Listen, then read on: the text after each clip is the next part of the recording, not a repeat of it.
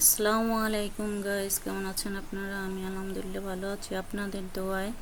আজকে মেয়েদের আবদারে আবার পরোটা বানালাম।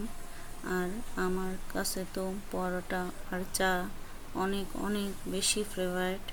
আমার কাছে বেশি ভালো লাগে সব থেকে।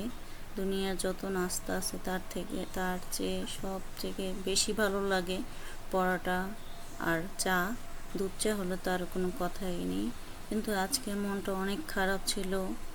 আর আমি যেহেতু গতকালকে এটা সংবাদ দেখেছি, কিন্তু সম্পূর্ণটা শুনিনি।